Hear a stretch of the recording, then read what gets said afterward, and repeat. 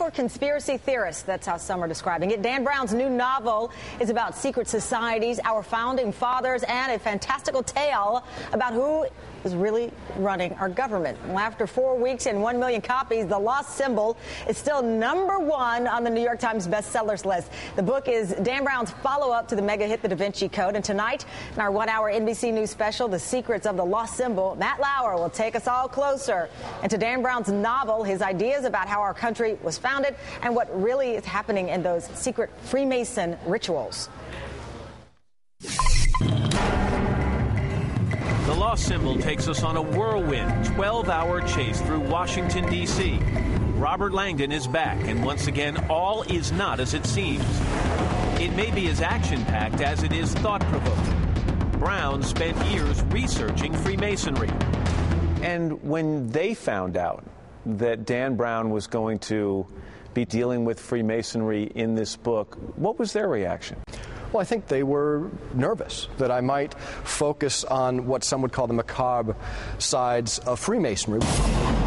Some Freemasons today still practice rituals passed down through the centuries. If curiosity spurred you toward us, go away and do not proceed. The Enlightenment Lodge 198 in Colorado Springs allowed us a rare look at an initiation ritual that's meant to be intense and startling. The subject's vision is taken away, with a hoodwink placed over his head.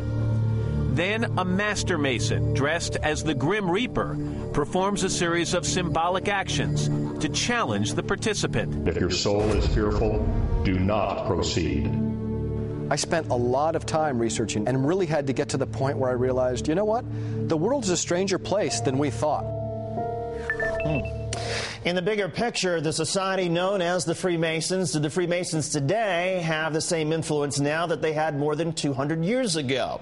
9 men who signed the Declaration of Independence were Freemasons, so were 13 who signed the Constitution. And at least 14 presidents, including most recently Gerald Ford, were Freemasons. In fact, Masons emerged into the public eye after Ford's death 3 years ago, paying tribute at his casket as it lay in state in the Capitol Rotunda. Today, many prominent members of Congress are Masons, including Congressman Eric Cantor and Senators Robert Byrd, John Tester, and Chuck Grassley. Also Mason Joe Wilson, the congressman who heckled President Obama. Last year, he won the Masons Medal of Freedom Award. For over 250 years, Masons have been a part of the fabric and leadership of the United States. The grand tradition of brotherhood is a reflection of the very framework of this nation was founded upon. Many people think the pyramid's glowing eye on the dollar bill is a Masonic symbol, and the internet is, of course, full of conspiracy theories claiming the Masons are behind everything from Jack the Ripper to 9/11 to the Apollo moon landings. But really, what's the truth? Joining us now by phone is Jeremy Barnes. He's the master of Potomac Lodge No. 5, the oldest Masonic lodge in the Washington, D.C. area. Jerry, let's start with the ridiculous stuff. Are the Masons part of some secret cabal that was somehow involved in 9/11 or UFOs? Absolutely not. Okay, now what on that one.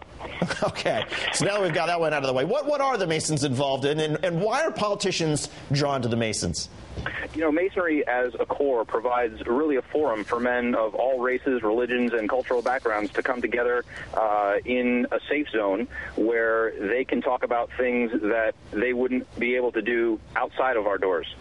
Traditionally, we focus on moral and ethical principles, but of course, when you're talking about intercourse between men who might not otherwise be seen in the same room, there is certainly a level that you can meet on and ideas that you can share that might not be able to be said elsewhere.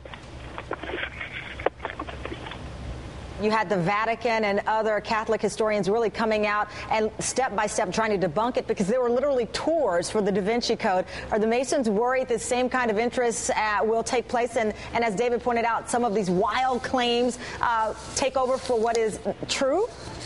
Not really. As a matter of fact, I think we're excited by some of the publicity that we've seen and some of the interest that we've seen because, as you know, all of this certainly casts a very large spotlight on us, and we don't have a lot to hide as an organization. We are just and true, and we know that our goal is to help men improve themselves so that they can then serve their country, their culture, their community better, and we're happy to tell people about why we're here and what we do. Jeremy, how often do Masons get together? In my particular organization, we get together twice a month. And what happens? I mean, we see the video of sort of what people might describe as unusual clothes. Do you put on the out? I mean, tell us what happens to the extent you can. Well, you say unusual clothes. For me, my uniform as the master of my lodge is a tuxedo. So there's certainly nothing unusual about that. You'll find most of our members in D.C. in business suits or tuxedos. Again, nothing out of the ordinary. When we meet, again, we sit down and learn about morality, about ethics, about how we can be better men in the world. Masonry, of course, has its own brand of doing that, just as any other organization that you might consider a school to do. Your public school has certain ways. Your Catholic schools have certain ways. And we have a method of teaching our lessons that is based on the symbolism of ancient Masonic, and when I say Masonic, I mean stonemasons, to teach those lessons. Jeremy, let me ask you, though, about the secrecy. I was watching a special, I think it was on the History Channel, where they had to reenact the ritual because it never been videotaped or photographed. I think it's also the secrecy that makes people wonder how much influence your organization could have in, like David said, the government, even our dollar bill or our currency. And there are a lot of rumors out there. The dollar bill is certainly one of those rumors. And, if you look back at the history, more often than not, you see that there's really nothing nefarious about it. It's just the fact that Masonry as an organization doesn't put itself out there.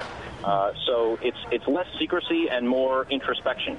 We're not worried about changing the world directly. We're worried about looking at ourselves and how can we be better men to then leave our lodges and improve the community.